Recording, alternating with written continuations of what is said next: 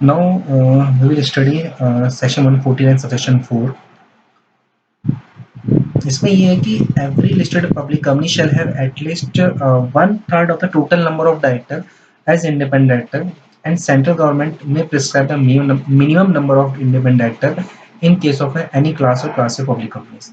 अब हम स्टार्ट कर रहे हैं इंडिपेंडेंट डायरेक्टर, जो कि सेक्शन 149 सबसेक्शन 4 से लेकर सेक्शन 149 सेक्शन 13 तक सारे सेक्शन हमको इंडिपेंडेंट डायरेक्टर के ही पढ़ने हैं। तो जो कि सबसे most important of the topic of this section, तो इसको हम बहुत बारीकी से स्टडी करेंगे। तो इसमें सबसे पहले आपके माइंड में एक क्वेश्चन आना चाहिए कि क्यों कोई कंपनी इंडिपेंडेंट डायरेक्टर को अपॉइंट करती है। क्यों कोई कंपनी इंडिपेंडेंट डायरेक्टर को अपॉइंट करती है? रीजन इसके पीछे ये है कि कई तरह के ऐसे फैसले होते हैं कि जो ऑलरेडी एग्जिस्टिंग कंपनी में जो डायरेक्टर्स होते हैं, जो कि स्पेशली एग्जीक्यूटिव डायरेक्टर्स होते हैं, वो कई बार क्या होता है, वो जो फैसले लेते हैं वो बाइस्ड होके लेते हैं, अनबाइस्ड होके फैसले नहीं लेते। कंपनी के हित में फैसले लेते हैं, कई बार वो ना लेके कंपनी के हित में फैसला लेके कई बार वो अपने हित के बारे में सोचते हुए कंपनी में गलत फैसले ले सकते हैं। तो इसलिए गवर्नमेंट ने इस चीज को सोचते हुए समझते हुए एक नया प्रोविजन लेके आई है ये कि भैया हर एक कंपनी में, खासकर उस कंपनी जिसमें पब्लिक का पैसा इन्वॉल्व है, उसमें इंडिपेंडेंट डायरेक्टर को मैंडेटरी कर दिया है कि भाई इस कंपनी में तो एटलीस्ट इंडिपेंडेंट डायरेक्टर होनी चाहिए, ताकि जो भी फैसले जा सके वो ट्रांसपेरेंसी हो उन फैसलों में और सारी पब्लिक के इंटरेस्ट में हो।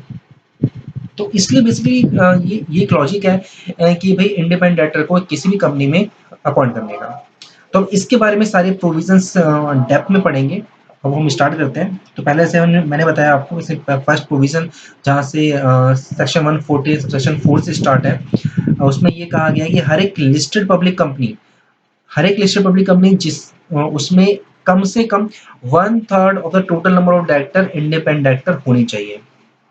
तो अब आपके माइंड में ये क्वेश्चन आएगा कि अगर लिस्टेड पब्लिक कंपनी है तो बाकी जो बची कंपनियां, क्या उसमें रिक्वायरमेंट नहीं है इंडिपेंडेंट डायरेक्टर की? नहीं, ऐसा बिल्कुल नहीं है। इंडिपेंडेंट डायरेक्टर लिस्टेड और अनलिस्टेड दोनों में है, दोनों ही पब्लिक कंपनी है। लिस्टेड में 1/3 है, तो अनलिस्टेड पब्लिक कंपनी में कुछ कंडीशन के साथ साथ कम से कम 2 डायरेक्टर इंडिपेंडेंट डायरेक्टर होने चाहिए, जो कि आप इसमें पढ़ सकते हैं। द सेंट्रल गवर्नमेंट में prescribe the minimum number of independent director in case of any class of a company। जब क्लिक करेंगे अगर प्रिस्क्राइब के अंदर, तो सारी चीज इसमें डेप्थ में बता रखा है इन्होंने। नंबर ऑफ इंडिपेंडेंट डायरेक्टर आराम से पढ़ेंगे, कोई जल्दबाजी नहीं है हमको, ठीक है? समझते हुए जाएंगे हर एक चीज को आराम से, ताकि माइंड में सेट हो जाए। तो नंबर ऑफ इंडिपेंडेंट डायरेक्टर्स, इसमें ये कहा गया है कि द फॉलोइंग क्लास और classes of a company shall have at least 2 directors as a independent director. मतलब इन सभी कंपनियों में, ठीक है, हालांकि ये सारी पब्लिक कंपनी है, इन सब कंपनी कम से कम 2 डायरेक्टर ऐसे होने चाहिए जो इंडिपेंडेंट डायरेक्टर हो, ठीक है? तो इसमें कंडीशन ये है कि अगर किसी पब्लिक कंपनी की पीडअप शेयर कैपिटल 10 करोड़ या 10 करोड़ से ऊपर है, या फिर पब्लिक कंपनी जिसकी टर्नओवर जो है वो 100 करोड़ या उससे ऊपर है, या पब्लिक कंपनी जिसका aggregate outstanding loan, debenture and out deposit जो है वो 50 करोड़ या उससे ऊपर है, नॉट 50 करोड़, ओनली 50 करोड़ से ऊपर है, तो उस केस में एटलीस्ट 2 डायरेक्टर जो वो इंडिपेंडेंट डायरेक्टर होने चाहिए। क्लियर? ठीक है। अब आगे क्या है कि बस provided that in case of a company covered under this rule is required to appoint a higher number of independent director due to composition of its audit committee, such higher number of independent directors shall be applicable to it। कहने मतलब ये है कि अगर किसी और provision में या कंपनी एक्ट के किसी और प्रोविजन में अगर इंडिपेंडेंट डायरेक्टर की रिक्वायरमेंट उस कंपनी में अगर ज्यादा है, तो हमें वो रिक्वायरमेंट को ध्यान में रखते हुए चलना पड़ेगा। सपोज कि आप, लेकिन इसमें यहाँ स्पेशल क्लियर कर दिया है कि कंपोजिशन ऑफ ऑडिट कमेटी के अंदर अगर इंडिपेंडेंट डायरेक्टर की रिक्वायरमेंट ज्यादा है, तो उस केस में नंबर ऑफ डायरेक्टर वही अपॉइंट किए जाएंगे जो कंपोजिशन ऑफ ऑडिट कमेटी में होनी चाहिए इस सेक्शन के अंदर, ठीक है? तो provided that in case of a company covered under this rule is required to appoint a higher number of independent director due to composition of its audit committee, such higher number of independent directors shall be applicable to it. तो इस case में वो वाले जो higher number of independent director हैं वो applicable होंगे।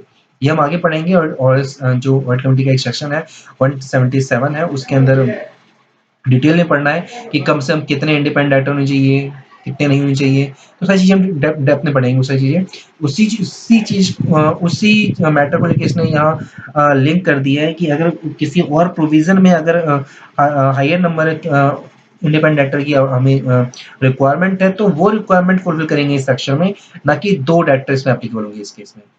ठीक है, प्रोवाइड फर्दर दैट अगर हाँ एक और चीज ये है कि अगर इंटरमीडिएट वैकेंसी होती है, ये हो सकता है कि जिस इंडिपेंडेंट डायरेक्टर को हमने अपॉइंट किया है वो जो उसके टर्म्स है, सपोज उसका टर्म जो है हमने 5 साल के लिए उसे अपॉइंट किया, इन बिटवीन उसे किसी वजह से छोड़ना पड़ा, जाना पड़ा, इंटरमीडिएट वैकेंसी अराइज हो गई, तो उस केस में भी सिमिलर प्रोविजन एप्लीकेबल होगा जो वुमेन डायरेक्टर के केस में एप्लीकेबल था।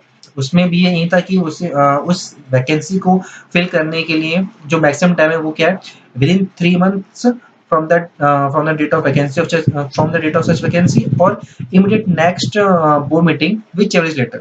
ठीक है, तो सेम प्रोविजन यहाँ एप्लीकेबल है कि यहाँ देख सकते हैं लिखा हुआ ना, provided further that any intermediate vacancy of independent director shall be filled up by the board at the earliest but not later than immediate next board meeting और 3 months from the date of such vacancy whichever is later। तो I think you got my point. Next है कि हाँ, next ये बताया कि provide also that where a company ceases to fulfil any of the 3 condition laid out in sub rule 1 of 3 consecutive years it shall not be required to comply with these provision until such time as it meets any of such conditions। it means कि अगर ये जो तीनों conditions हैं एक public listed company के case में, अगर कोई पब्लिक कंपनी इन तीनों में से कोई भी कंडीशन कंसेक्यूटिव 3 इयर्स में फुलफिल नहीं हुई तो उसे इस लॉ का कंप्लायंस करने की जरूरत नहीं है, इस सेक्शन का कंप्लायंस करने की जरूरत नहीं, मतलब उसे वो इंडिपेंडेंट डायरेक्टर रख भी सकती है नहीं भी रख सकती, उसके ऊपर है, कोई मैंडेटरी नहीं है कि उसे रखना ही रखना है नियम 2 ये, लेकिन तभी तभी होगा अगर ये इन तीनों से कोई भी कंडीशन फुलफिल नहीं होती है कंसेक्यूटिव 3 इयर्स में। लेकिन हाँ, अगर इन तीनों में से कोई भी एक कंडीशन फुलफिल हो जाती है तो नेक्स्ट आने वाले अगले साल में उसे इंडिपेंडेंट डायरेक्टर को रखना मैंडेटरी हो जाएगा।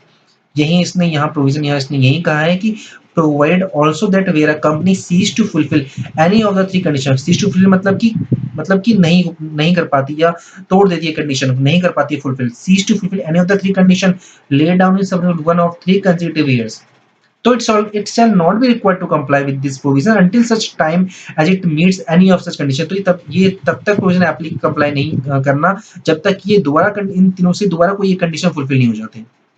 Clear? For the purpose of this rule, it is here by clarified that the paid-up share capital or turnover or outstanding loans, debentures and deposit at the case may be as existing on the last date of the latest audited financial statement shall be taken into account। अब question यहाँ mind में ये उठता है कि भाई ये जो लिमिट है, ये जो share paid up share capital limit है, टर्नओवर है, aggregate outstanding loan debenture deposits है, ये हम किस डेट की वैल्यू कंसीडर करेंगे?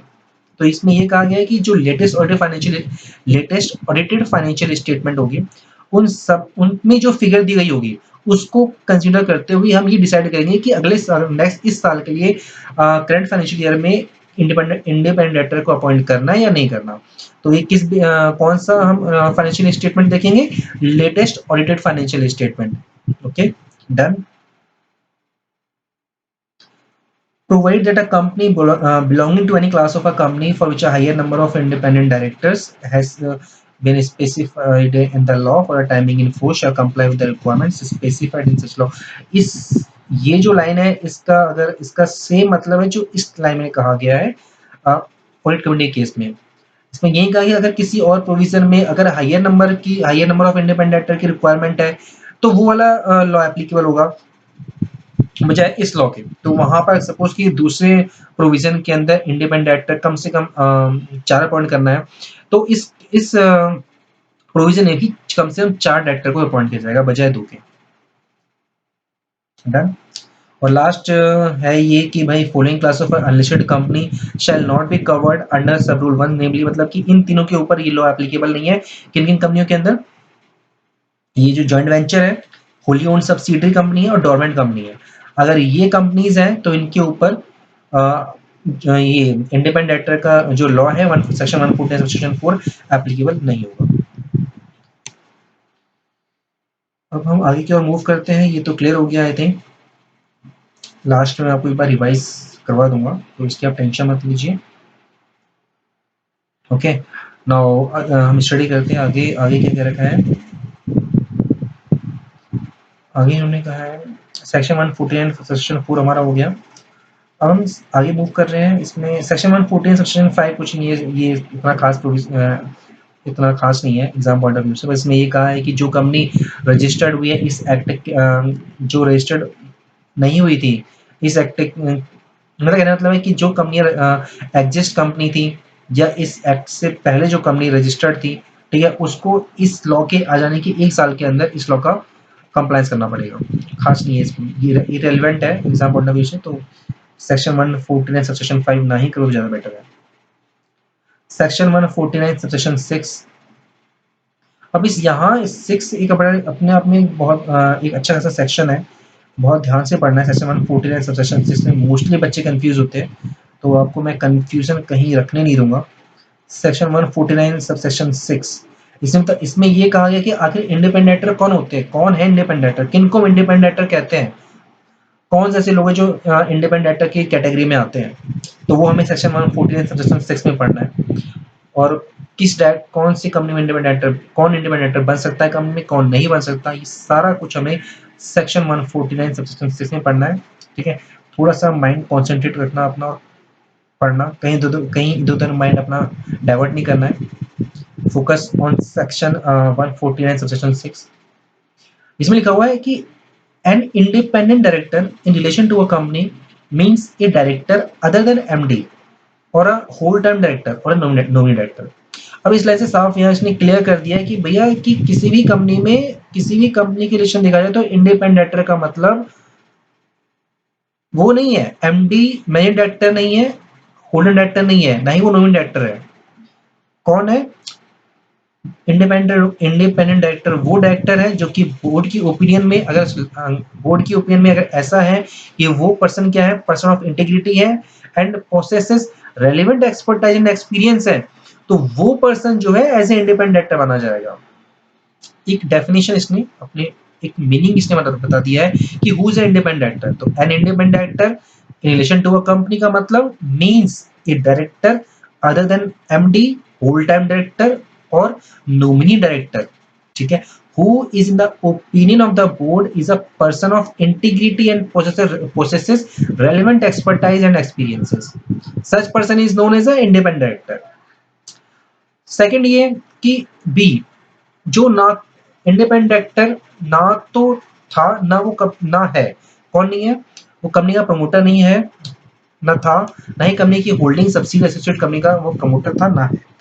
ठीक है, वही पर्सन इंडिपेंडेंट डायरेक्टर बन सकता है जबकि जो कि कंपनी का प्रमोटर ना हो या कंपनी की होल्डिंग सब्सिडी एसोसिएट कंपनी का प्रमोटर ना हो, न था।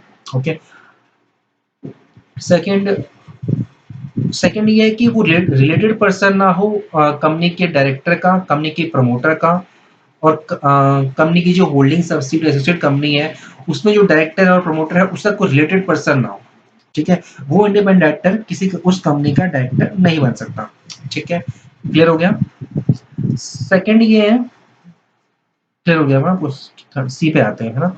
सी कहता है who has or had no pecuniary relationship other than remuneration as such director or having transactions not exceeding 10% of his total income or such amount as may be prescribed with the company, its holding subsidiary associate company or their promoters or directors during the 2 immediately preceding financial years or during the current financial year। कहना मतलब ये है, C point ये कहा गया है उसका कोई भी पेक्यूलियर रिलेशनशिप ना रहा हो, ठीक है, कंपनी के साथ, ना ही कंपनी की होल्डिंग सब्सिडी एसोसिएट कंपनी के साथ या कंपनी के प्रमोटर डायरेक्टर के साथ पिछले 2 सालों में या करंट फाइनेंशियल ईयर में कोई पेक्यूलियर रिलेशनशिप ना रहा हो। बट एक्सेप्शन है कि पेक्यूलियर रिलेशनशिप अगर वो रिलेटेड टू रेम्युनरेशन है या उस ट्रांजेक्शन से रिलेटेड है जो कि ज्यादा नहीं है 10% से, उसकी टोटल इनकम की 10% ज्यादा नहीं है, ठीक है, तो वो पर्सन जो है इंडिपेंडेंट डायरेक्टर बन सकता है। अगर किसी भी इसमें साफ कह दिया है कि भैया इंडिपेंडेंट डायरेक्टर कौन नहीं बन सकता, तो कौन नहीं बन सकता, हु हैज हैड नो, जिसका कोई वो नहीं बन सकता जिसका पेक्यूलियर रिलेशनशिप है, पेक्यूलियर रिलेशनशिप है कंपनी के साथ, कंपनी की होल्डिंग सब्सिडी एसोसिएट कंपनी के साथ, कंपनी के प्रमोटर या डायरेक्टर के साथ पिछले 2 सालों में या करंट फाइनेंशियल ईयर में। लेकिन पेक्यूलियर रिलेशनशिप अगर रेमुनरेशन के संदर्भ में है या फिर उस ट्रांजेक्शन के संदर्भ में है जिस जो ज्यादा नहीं है 10% of the total income of such amount, तो उस केस में अगर ज्यादा नहीं है तो उस केस में वो पर्सन जो है उस कंपनी का इंडिपेंडेंट डायरेक्टर बन सकता है। क्लियर? फिर है कौन नहीं हो सकता इंडिपेंडेंट डायरेक्टर, कह रहा है नन ऑफ हुज रिलेटिव्स, सब कोई भी रिलेटिव, अभी ओनली फॉर रिलेटिव के बारे में बताया गया है, ध्यान रखना, कंफ्यूज नहीं होना, इसमें दो तीन कैटेगरी में हटा गया, अभी हम पढ़ने वाले none of whose relative, only relative, अगर रिलेटिव उसका कोई रिलेटिव ये काम ना करता हो, अगर ये काम नहीं करता तो फिर वो जो पर्सन है ना, वो पर्सन जो प्रपोज डायरेक्टर है वो इंडिपेंडेंट डायरेक्टर बन सकता है, ठीक है। तो इसमें पढ़ते रिलेटिव, रिलेटिव क्या नहीं करना चाहिए, क्या नहीं होना चाहिए, ठीक है ये। तो अगर कोई प्रपोज डायरेक्टर का रिलेटिव जो है अगर वो होल्ड करता है कोई सिक्योरिटी या इंटरेस्ट कंपनी में या कंपनी की होल्डिंग सब्सिडी एसोसिएट कंपनी में प्रीवियस लास्ट 2 ईयर में या करंट फाइनेंशियल ईयर में, ठीक है, और या फिर इंडेप्टेड है कंपनी का, ठीक है, अगर वो होल्ड करता है उसका रिलेटिव, तो फिर जो प्रपोज डायरेक्टर वो इंडिपेंडेंट डायरेक्टर नहीं बन सकता। इसमें कोई लिमिट, इसमें भी एक लिमिट बताई हुई है कि रिलेटिव चाहे तो होल्ड कर सकता है लेकिन उसकी लिमिटेशन है कि 50 लाख से ऊपर नहीं कर सकता, नॉट एक्चुअली 50 लाख। मतलब ये जो होल्डिंग सिक्योरिटी या इंटरेस्ट है, ठीक है, रिलेटिव जो है होल्ड नहीं कर सकता 50 लाख से ऊपर। अगर 50 लाख तक है तो जो प्रपोज डायरेक्टर है वो इंडिपेंडेंट डायरेक्टर बन सकता है, कंपनी उसे as a independent director appoint कर सकती है, नो इशू। सेकंड ये है कि अगर कोई रिलेटिव उस कंपनी का इंडेप्टेड मतलब ऋणी है या कंपनी की होल्डिंग सब्सिडी एसोसिएट कंपनी या कंपनी के कंपनी एसोसिएट या सब्सिडरी के का जो डायरेक्टर है या प्रमोटर है, ठीक है, उसका ऋणी है, तो उस केस में वो भी जो प्रपोज डायरेक्टर है वो इंडिपेंडेंट डायरेक्टर नहीं बन सकता। क्लियर? थर्ड है अगर प्रपोज्ड डायरेक्टर के रिलेटिव्स ने गारंटी दे रखी है थर्ड पर्सन के बिहाफ में कंपनी को, ठीक है, या कंपनी की होल्डिंग सब्सिडी एसोसिएट कंपनी को या उस कंपनी के प्रमोटर डायरेक्टर या उस ऑफ सच होल्डिंग कंपनी, वहीं during the two immediately preceding financial year और during the current financial year, तो उस केस में भी जो प्रपोज डायरेक्टर है वो इंडिपेंडेंट डायरेक्टर नहीं बन सकता। तो ये गॉट माय पॉइंट। अभी ये लिमिटेशन पढ़ेंगे हम इसकी, ठीक है।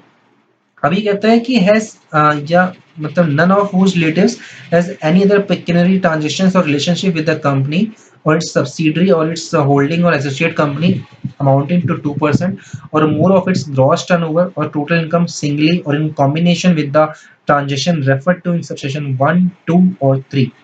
मैं आपकी नॉलेज के लिए बता दूं कि ये अगर अभी देखेंगे ना होल्डिंग सिक्योरिटी और इंटरेस्ट इन द कंपनी, ये वाला पॉइंट, ठीक है, इसमें कहा है कि सिक्योरिटी या इंटरेस्ट 50 लाख तक चलेगा या फिर 2% of paid capital of the company है, ठीक है, उसकी लिमिट तक चलेगा। उसकी लिमिट अगर यहाँ तक है तो जो प्रपोज डायरेक्टर वो इंडिपेंडेंट डायरेक्टर बन सकता है, लेकिन अगर जहां इस लिमिट उसने क्रॉस किया, मतलब जो अगर होल्ड करती है सिक्योरिटी या फिर इंटरेस्ट जो है वो ज्यादा हो गया इस लिमिट से ऊपर, तो वो प्रपोज डायरेक्टर इंडिपेंडेंट डायरेक्टर नहीं बन सकता। ये इंडेप्टेड टू द कंपनी भी जो लिमिटेशन है वो भी यहाँ इन तीनों के लिए इन तीनों की जो लिमिटेशन है जहाँ अमाउंट आ रहा है ना कि एज मे बी प्रिस्क्राइब, मतलब कि कंपनी ऋणी तो है लेकिन अगर वो उस बियॉन्ड लिमिट है तो ही नहीं बन सकता। अगर विद इन द लिमिट है तो वो प्रपोज डायरेक्टर इंडिपेंडेंट डायरेक्टर बन सकता है, ठीक है। इसमें भी सेम केस है, गारंटी इसमें वही सेम केस है कि अगर गारंटी दे रखी है विद इन द लिमिट है तो प्रपोज डायरेक्टर इंडिपेंडेंट डायरेक्टर बन सकता है। अदरवाइज अगर लिमिट के बियॉन्ड चला गया फिगर अमाउंट, तो फिर उस केस में भी जो प्रपोज डायरेक्टर है वो इंडिपेंडेंट डायरेक्टर नहीं बन सकता। और लिमिट इसने यहाँ साफ क्लियर कर दिया है कि लिमिट क्या है इस केस में 2% और more of its gross turnover. Clear है? 2% और more of its gross turnover और टोटल इनकम सिंगली और in combination with the transaction refer to first, second and third.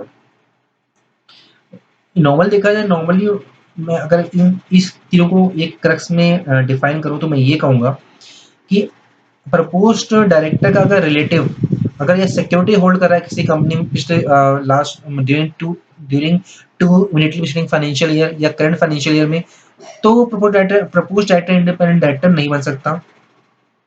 अगर कोई प्रपोज्ड डायरेक्टर का जो रिलेटिव है वो कंपनी का ऋणी है, ठीक है, तो वो इंडिपेंडेंट डायरेक्टर नहीं बन सकता। अगर कोई अगर प्रपोज्ड डायरेक्टर के रिलेटिव ने गारंटी दी है थर्ड पर्सन के बिहाफ में कंपनी को या कंपनी की होल्डिंग सब्सिडियरी एसोसिएट कंपनी को, तो भी जो प्रपोज्ड डायरेक्टर है वो इंडिपेंडेंट डायरेक्टर नहीं बन सकता, ठीक है। और इन तीनों के अंदर एक लिमिट डिफाइन करिए कि जो लिमिट है उस वो इंडिपेंडेंट डायरेक्टर तभी नहीं बन सकता अगर वो जो लिमिट है वो बियॉन्ड चली जाए। जैसे 50 लाख से ऊपर वो होल्ड करे सिक्योरिटी या 2% से ऊपर 2% of paid capital of the company जो है वो उससे ऊपर का इंटरेस्ट ऊपर का इंटरेस्ट ले ले उसका कहते हैं प्रपोज डायरेक्टर का रिलेटिव्स। सेकंड में भी ऐसा ही है कि 2% of more of its gross turnover और टोटल इनकम से ज़्यादा अगर वो इंडेप्टेड है कंपनी का, ठीक है, उसने गारंटी भी अगर 2% और more of its gross turnover से ज़्यादा दी है, तो उस केस में जो प्रपोज डायरेक्टर है वो इंडिपेंडेंट डायरेक्टर उस कंपनी का नहीं बन सकता, ठीक है। ये सब रखता नाउ। अब है ये हम पढ़ने वाले ई के अंदर है who neither himself nor any of his relatives. मतलब ना तो वो खुद ना ही उसका रिलेटिव्स क्या करता है, होल्ड करता है क्या has held the position of KMP और इज और has been employ of the company, है या था, केएमपी था है या था, मतलब ना तो वो खुद ना उसका रिलेटिव केएमपी रहा हो या एम्प्लॉय रहा हो, ठीक है, किसमें कंपनी में जिस कंपनी में वो प्रपोज डायरेक्टर इंडिपेंडेंट डायरेक्टर बनना चाहता है, या उस कंपनी का की होल्डिंग सब्सिडियरी एसोसिएट कंपनी में वो केएमपी रहा हो या एम्प्लॉय रहा हो, तो वो उस कंपनी में ना ही उसकी होल्डिंग सब्सिडियरी एसोसिएट कंपनी में इंडिपेंडेंट डायरेक्टर नहीं बन सकता। मतलब ये है, कहने मतलब ये है कि ना तो वो खुद या उसका रिलेटिव या ये कह लें कि यार अगर उसका रिलेटिव या वो खुद प्रपोज डायरेक्टर अगर वो किसी कंपनी में या उसकी होल्डिंग सब्सिडियरी एसोसिएट्स कंपनी में केएमपी रह चुका है या फिर एम्प्लॉय रह चुका है पिछले 3 सालों में, ठीक है, लिखो ना any of the 3 financial year immediately preceding the financial year in which he is proposed to be appointed, तो इस केस में वो उस पर्टिकुलर कंपनी का इंडिपेंडेंट डायरेक्टर नहीं बन सकता। वो कौन है, वो मतलब है प्रपोज डायरेक्टर, इंडिपेंडेंट डायरेक्टर नहीं बन सकता। Provided that in case of a relative who is an employee, the restriction under this clause shall not apply for his employment during the preceding 3 financial year। अब इसने यहाँ ये बता दिया है कि भाई अगर कोई, देखो पहले एम्प्लॉय बात करते हैं, रिलेटिव की बात करते हैं, यहाँ पर्टिकुलर रिलेटिव की बात करिए, इस वाली लाइन के अंदर ओनली रिलेटिव्स की बात करिए। अगर सपोज करो जो प्रपोज डायरेक्टर है अगर वो केएमपी है एम्प्लॉय पिछले 3 सालों में, तो इंडिपेंडेंट उस कंपनी का बन ही नहीं सकता। लेकिन अगर उसका कोई रिलेटिव है, अगर इंडिपेंडेंट डायरेक्टर का कोई रिलेटिव है, अगर वो एम्प्लॉय है, तो उस केस में प्रपोज डायरेक्टर इंडिपेंडेंट डायरेक्टर बन सकता है। लेकिन अगर रिलेटिव्स केएमपी है तो प्रपोज डायरेक्टर इंडिपेंडेंट डायरेक्टर नहीं बन सकता। ये तो माइंड में कुछ सेट करके रख लो अपने, क्लियर हो गया होगा आई थिंक आपको, है ना, तो उसको आई थिंक दोबारा बताने की जरूरत नहीं है। आगे बढ़ते हो। थर्ड है, सेकंड है यहाँ से हु नाइदर हिमसेल्फ और nor any of his relative, वो ना तो वो खुद और ना ही उसका रिलेटिव। अभी हमने पढ़ा था एक केएमपी और एम्प्लॉय के बारे में, अब हम पढ़ने जा रहे हैं एक कंपनी का जो ऑडिट फॉर्म है। अब ये जो जितना भी है सेकंड में ए बी मतलब जो सेकंड थर्ड और फोर्थ, सेकंड थर्ड और फोर्थ जो है ये लगभग एक जैसे। इसमें ये कहा गया है कि अगर जिस कंपनी में जिस कंपनी में प्रपोज्ड डायरेक्टर इंडिपेंडेंट डायरेक्टर बनना चाहता है, अगर उस कंपनी की कोई सीए फर्म है, सीएस फर्म है या सीडब्ल्यूए फर्म है, उस फर्म के साथ इंडिपेंडेंट डायरेक्टर का या फिर उसके रिलेटिव का कोई कनेक्शन है, कनेक्शन इन द सेंस मतलब ये वो एम्प्लॉई है, प्रोप्राइटर या पार्टनर है पिछले किसमें 3 सालों में, 3 सालों में, तो वो उस केस में वो प्रपोज डायरेक्टर इंडिपेंडेंट डायरेक्टर नहीं बन सकता। क्लियर है। ठीक है, ए में तो ये कहा गया है। बी में कहा गया है कि अगर उस कंपनी, अगर सेम उसी कंपनी का कोई लीगल या कंसल्टेंसी फर्म है और उस कंसल्टेंसी फर्म में किसी भी तरह कनेक्शन हो इंडिपेंडेंट डायरेक्टर का या इंडिपेंडेंट डायरेक्टर के रिलेटिव्स का, तो अ, तो उस कंपनी में इंडिपेंडेंट जो प्रपोज डायरेक्टर है वो इंडिपेंडेंट डायरेक्टर नहीं बन सकता। बट इस केस में लिमिट है कि अगर बशर्ते कि लीगल कंसल्टेंसी फर्म का जो ट्रांजैक्शन है उस कंपनी के साथ अगर वो 10% ऑफ ग्रॉस टर्नओवर से ज्यादा नहीं है, तो उस केस में इंडिपेंडेंट डायरेक्टर उस कंपनी का जो प्रपोज डायरेक्टर है वो उस कंपनी का इंडिपेंडेंट डायरेक्टर बन सकता है। नो इश्यू इस केस में। ठीक है,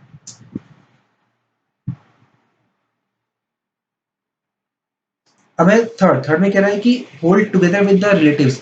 अगर वो मतलब खुद प्रपोज डायरेक्टर या प्रपोज डायरेक्टर का रिलेटिव दोनों मिलके 2% ज्यादा वोटिंग पावर होल्ड कर रहे हैं उस कंपनी में, तो उस कंपनी में प्रपोज डायरेक्टर इंडिपेंडेंट डायरेक्टर नहीं बन सकता। थर्ड क्लियर हो गया। फोर्थ पे आते हैं। फोर्थ कहता है कि who neither himself nor any of his relatives is a chief executive director। इस लाइन में भी वही मतलब है।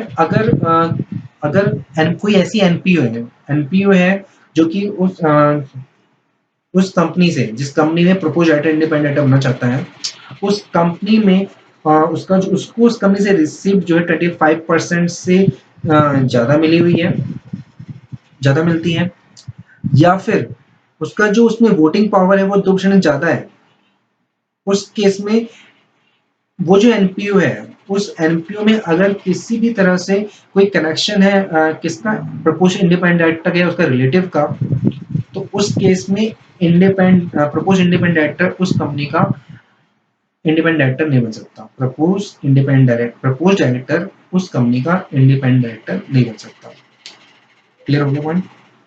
मैं दोबारा बोल रहा हूँ, हाँ क्लियर समझ जाना। ठीक है, ये जो लाइन है फोर्थ का मतलब ये है कि अगर ऐसी एनपीओ जो कि रिसीव करती है उस कंपनी से जिस company propose director independent director बनना चाहता है, कितना 25% या 25% से ज्यादा, है ना, रिसीव 25% और more of it's receive from the company, उस कंपनी से 25% ज्यादा रिसीव करती है, या फिर उस कंपनी में 2% से ज्यादा वोटिंग 2% ज्यादा वोटिंग पावर रखती है, तो उस कंपनी का उस कंपनी में अगर वो उस कंपनी में का जो उस एनपीओ में अगर किसी भी तरह से उसका कनेक्शन है इंडिपेंडेंट अगर रिलेटिव का एज ए सीईओ या डायरेक्टर पिछले 3 सालों में, ठीक है, तो उस कंपनी का वो इंडिपेंडेंट डायरेक्टर नहीं बन सकता। क्लियर हो गया पॉइंट? यहाँ इन तीनों में खास बात ये है, ये जो ये सेकंड पॉइंट है और आपका ये फोर्थ पॉइंट है। सेकंड पॉइंट में ए बी और फोर्थ पॉइंट, उस कंपनी से एक जुड़ी हुई संस्था है वो, और उस संस्था से कनेक्शन है उस ऑडिटर का, सॉरी उस प्रपोज डायरेक्टर या उस प्रपोज डायरेक्टर का रिलेटिव का किसी तरह से, तो फिर उस केस में उस कंपनी में वो प्रपोज डायरेक्टर इंडिपेंडेंट डायरेक्टर नहीं बन सकता। हाँ, लेकिन बन सकता है अगर वो लिमिट को क्रॉस ना करे।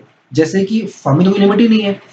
जैसे ऑडिट की फर्म है, ऑडिट फर्म है, सीएस फर्म है, तो उसमें अगर अगर वो रहा है उस ऑडिट फर्म में वो पार्टनर है, एम्प्लॉय है, प्रोपराइटर है, तो उसमें कोई लिमिट ही नहीं है। अगर वो रहा है तो वो स्ट्रेट अवे नहीं बनेगा, इंडिपेंडेंट बनेगा ही नहीं उस कंपनी का। लेकिन इसमें लिमिट है, लीगल कंसल्टेंसी में लिमिट है, ठीक है, और ये एनपीओ केस में लिमिट है। लीगल कंसल्टेंसी फर्म में लिमिट ये है कि अगर लीगल कंसल्टेंसी फर्म उस कंपनी से 10% या उससे ज्यादा ग्रॉस या और मोर ऑफ ग्रॉस टर्नओवर से ज्यादा रिसीव नहीं कर रही है, ठीक है, ज्यादा रिसीव नहीं कर रही है, तो उस कंपनी में जो प्रपोज डायरेक्टर है वो इंडिपेंडेंट डायरेक्टर बन सकता है। जो प्रपोज डायरेक्टर है वो उस कंपनी में इंडिपेंडेंट डायरेक्टर बन सकता है। कब? जब जो कंसल्टेंसी फर्म है वो 10% या उससे ज्यादा ग्रॉस टर्नओवर जो है उस कंपनी से रिसीव नहीं कर रही है। क्लियर? बी में लिमिट दे रखी है। इसी तरह फोर्थ पॉइंट में भी लिमिट है कि भाई अगर एनपीओ है, अगर कोई ऐसी एनपीओ जो कि उस कंपनी से, जिस कंपनी में प्रपोज डायरेक्टर इंडिपेंडेंट डायरेक्टर बनना चाहता है, उस कंपनी से रिसीव कर रही है 25% या उससे ज्यादा रिसीव्ड, या फिर उस कंपनी में एनपीओ का जो वोटिंग पावर है वो 2% ज्यादा है, ठीक है, और उस एनपीओ के अंदर कभी वो प्रपोज डायरेक्टर या उसका कोई रिलेटिव जो है वो पिछले 3 सालों में सीईओ रहा हो या डायरेक्टर रहा हो, तो उस केस में वो उस कंपनी में इंडिपेंडेंट डायरेक्टर नहीं बन सकता, जिस कंपनी में एनपीओ रिसीव करे 25% से ज्यादा, या फिर 2% वोटिंग 2% या उससे ज्यादा वोटिंग पावर उस कंपनी में है। क्लियर है? मैं आगे बढ़ रहा हूँ। आप एक बार खुद पढ़ोगे तो ज्यादा बेटर क्लैरिटी हो जाएगी आप लोगों को, क्योंकि मैं समझा दिया आपको और घुस के पढ़ना पड़ेगा ताकि आप कोई दिक्कत ही नहीं होगी। एक बार खुद मेरे पढ़ाने से मेरे पढ़ाने से नहीं होगा, आपको एक बार गो थ्रू करना पड़ेगा, उसी बार रीड करना पड़ेगा ताकि माइंड में चीजें सेट हो जाए, कोई निकले ही ना। ठीक है, अब मैं आगे बढ़ रहा हूँ .7 में। इसमें कहा है सेक्शन 7 क्या है, सेक्शन 149 सेक्शन 7 में ये कहा है, every independent director shall at the first meeting of the board, जब मतलब इसका मतलब मैं बता देता हूँ 7 में क्या है। 7 में ये कहा कि भाई जो इंडिपेंडेंट डायरेक्टर किसी कंपनी में इंडिपेंडेंट डायरेक्टर बनता है तो उसे अपना डिक्लेरेशन देना पड़ता है कि वो इंडिपेंडेंसी का जो क्राइटेरिया है वो फुलफिल करता है। तो कितनी बार वो कितनी बार डिक्लेरेशन देगा, वो 3 बार डिक्लेरेशन देता है। कब कब? जो पहली बार अपॉइंट होता है और पहली जब वो मीटिंग होती है तो उसमें वो डिक्लेरेशन डिक्लेयर करेगा कि भाई मैं अपनी इंडिपेंडेंस क्राइटेरिया को फुलफिल करता हूँ। ठीक है। सेकंड, हर साल में जो पहली वो मीटिंग होगी उसमें वो डिक्लेयर करेगा। और थर्ड, जब उससे कोई इंडिपेंडेंस की स्टेटस में कोई फर्क पड़ेगा या उसका अफेक्ट होगा उसका स्टेटस, तब तक वो अपना जो है वो डिक्लेरेशन देगा कि भाई मेरे इंडिपेंडेंस क्राइटेरिया में कोई फर्क पड़ा है या नहीं पड़ा। तो वो 3 टाइम डिक्लेयर करेगा, मैं इंडिपेंडेंट हूँ, मैं इंडिपेंडेंट हूँ, मैं इंडिपेंडेंट हूँ। ठीक है, वो पढ़ लेते हैं। कहता है every independent director shall at the first meeting of the board in which he participates as a director and thereafter at the first meeting of the board in every financial year, और whenever there is any change in the circumstances which may affect his status as an independent director, give a declaration that he meets the criteria of independence as provided in subsection 6. Okay. Now, for the purpose of this section, nominee director का मतलब होता है director nominated by any financial institutions. ये तो हम बाद में पढ़ेंगे, उससे मतलब नहीं है अभी। खैर, 114 subsection 8 में पढ़ते हैं। कहता है the company and the independent director shall abide by provision specified in schedule 4. अभी 8 में ये होता है कि कंपनी और इंडिपेंडेंट डायरेक्टर दोनों ही क्या है, अबाइड है, इसे अबाइड मतलब कि इस रूल से बंधे हुए हैं, उन्हें शेड्यूल 4 को कंप्लाई करना पड़ेगा। शेड्यूल 4 में code of conduct of independent director बता रखा है कि भाई इंडिपेंडेंट डायरेक्टर कैसे काम करेगा, पूरा इंडिपेंडेंट होकर करेगा, उसके काम में ट्रांसपेरेंसी होगी, सही चीजें बता रखी है इसके अंदर। तो एक बार आप ये खुद पढ़ लेना, ये आपके लिए होमवर्क है। ओके, अगर कोई इशू आएगा तो मैं नेक्स्ट वीडियो में आपको दोबारा बता दूंगा। ठीक है, आप मुझे अपना कमेंट दे देना नीचे, मैं आपको शेड्यूल 4 एक बार रिवाइज करूंगा, समझा दूंगा आपको। Clear? Section 149 section 9, notwithstanding anything contained in any other provision of this act, but subject to the provision of section 197 and section 198, an independent director shall not be entitled to any stock option. ये बहुत important line है। ठीक है, इसमें ये कह रखा है कि किसी भी इंडिपेंडेंट डायरेक्टर को स्टॉक ऑप्शन का अधिकार नहीं दिया गया। ठीक है, shall not be entitled to any stock option. हाँ, लेकिन वो रिसीव कर सकता है, but may receive remuneration by way of fee, as a fee वो रेम्यूनरेशन रिसीव कर सकता है, जो कि सेक्शन 197 5 बताया गया है। एक्सपेंस को इससे रिम्बर्स मिल सकता है उन खर्चों का जो कि इसने बोर्ड में पार्टिसिपेशन करते दौरान किया है, और अदर मीटिंग्स का, ठीक है, या और उन सही प्रॉफिट रेटेड कमीशन का जो कि मेंबर ने उसे अप्रूव किया है। क्लियर है? No issue. सेक्शन 149 सेक्शन 10 में कहा गया है कि subject to the provision of section 152 an independent director shall hold office of a term up to 5 consecutive years on board of company, but shall be legal for a reappointment on passing of a special resolution by the company and disclosure of such appointment in board report. ये 10, 11 और ये आपका 10, 11 जो section है मैं खुद से describe कर देता हूँ। ये बेसिकली क्या टर्म, मतलब एक इंडिपेंडेंट डायरेक्टर किसी भी कंपनी में मैक्सिमम कितने टर्म तक अपॉइंट हो सकता है, कितने साल तक अपॉइंट हो सकता है, ठीक है। तो कंपनी एक्ट के अंदर कहा गया है कि एक इंडिपेंडेंट डायरेक्टर मैक्सिमम 2 टर्म के लिए अपॉइंट हो सकता है, 2 टर्म के लिए अपॉइंट हो सकता है, 2 कंसेक्यूटिव टर्म्स के लिए, ठीक है। बट फर्स्ट टर्म के लिए कोई दिक्कत नहीं है। सेकंड टर्म के लिए फर्स्ट टर्म के लिए उसे ओआर पास करके ही ओआर पास करके भी अपॉइंट किया जा सकता है। लेकिन लेकिन लेकिन लेकिन लेकिन जो सेकंड टर्म है, सेकंड टर्म में उसे अपॉइंट तभी किया जाएगा अगर स्पेशल रेजोल्यूशन पास किया जाएगा उसके रीअपॉइंटमेंट के लिए, तभी वो रीअपॉइंट होगा, ठीक है। और एक चीज, एक टर्म जो है मैक्सिमम जो है 5 साल का हो सकता है। एक टर्म जो है मैक्सिमम कितने कितने साल का हो सकता है? 5 साल का। तो और मैक्सिमम हो सकता है कि इस टर्म को कंपनी अपने अकॉर्डिंग 2 साल का भी कर दे, 3 साल का भी कर दे, 4 साल का भी कर दे, लेकिन 5 साल से ऊपर नहीं कर सकती एक टर्म को। और मैक्सिमम टर्म कितना? मैक्सिमम 2 कंसेक्यूटिव टर्म के लिए एक इंडिपेंडेंट डायरेक्टर एक कंपनी में इंडिपेंडेंट डायरेक्टर बन सकता है। क्लियर? हो सकता है कि एक टर्म जो है 3 साल का हो एक कंपनी में, तो 2 टर्म कितने? 6 साल की मतलब 6 साल की हो जाएंगी। तो मैक्सिमम एक जो प्रपोज डायरेक्टर है कंपनी में 6 साल के लिए इंडिपेंडेंट डायरेक्टर रह सकता है। क्लियर है? और पढ़ लेते हैं एक बार फर्स्ट क्या क्या रखा है इसने। Subject to the provision of section 152 an independent director shall hold office for a term up to 5 consecutive years on the boards of the company, ठीक है, but shall be eligible for reappointment on passing a special resolution by the company and disclosure of such appointment in the board report. और उसको बताना पड़ेगा, ठीक है, board report में बताना पड़ेगा कि भाई सेकंड अपॉइंटमेंट इसकी हो चुकी है, ठीक है। मतलब यहाँ है कि 152 के अंदर एक इंडिपेंडेंट डायरेक्टर जो है वो होल्ड करेगा ऑफिस कब तक? 5 साल के लिए, एक टर्म के लिए। मतलब कि एक टर्म जो होगा मैक्सिमम 5 साल के लिए होगा, वो अपॉइंट हो सकता है। और दोबारा भी रीअपॉइंटमेंट के लिए एलिजिबल हो सकता है अगर एसआर पास कर दिया जाए, ठीक है, कंपनी। और साथ ही साथ इसको डिस्क्लोज कर दे बोर्ड रिपोर्ट के अंदर कि भैया इस इंडिपेंडेंट डायरेक्टर को दोबारा रीअपॉइंट कर दिया गया है। और 11 में ये कहा गया है कि जो इंडिपेंडेंट डायरेक्टर है वो ऑफिस होल्ड करेगा 2 टर्म से ज्यादा नहीं, मतलब मैक्सिमम 2 टर्म के लिए अपॉइंट करेगा, उससे ज्यादा नहीं कर सकता, ठीक है। हाँ, लेकिन वो अगर 2 टर्म के लिए अपॉइंट हो गया है तो सर कुछ कूलिंग पीरियड रहता है, सिर्फ 3 साल का होता है, मैक्सिमम साल का होगा 3 साल का। मतलब कहने का मतलब अगर 2 टर्म के लिए अलाउ हो गया तो उसे 3 साल का ब्रेक लेना पड़ेगा उस कंपनी से। उस 3 साल के ब्रेक लेने के बाद ही वो दोबारा उस कंपनी में अपॉइंट हो सकता है। 3 साल के लिए डायरेक्टली इनडायरेक्ट तरह से किसी भी तरह से कोई कनेक्शन उस कंपनी के साथ नहीं होना चाहिए, तभी वो 3 साल के बाद उस कंपनी में वापस इंडिपेंडेंट डायरेक्टर अपॉइंट हो सकता है, अदरवाइज नहीं हो सकता। ये ध्यान रखना है पॉइंट, ठीक है। अच्छा, अब नेक्स्ट हम पढ़ते हैं। वही चीज रखा है, वही नीचे आप देखोगे ना तो ये क्या क्या रखा है? Provided that N independent director shall not during the said period of 3 years be appointed in or be associated with the company in any other capacity either directly or indirectly। Clear है? बताने जरूरत नहीं है। है next है 12, notwithstanding anything contain in this sect an independent director or non executive director not being promoter. मतलब कि कहना मतलब ये है ना कि इसमें बस ये कह रखा है कि अगर कोई गलती होती है तो वो गलती ओमिशन या कमीशन जो भी कुछ होता है कंपनी द्वारा जो भी कभी कुछ छूट जाता है, गलती हो जाती है, तो वो जिम्मेदार तभी होगा अगर वो गलतियां जो उसके नॉलेज में रहते हुए हुई है।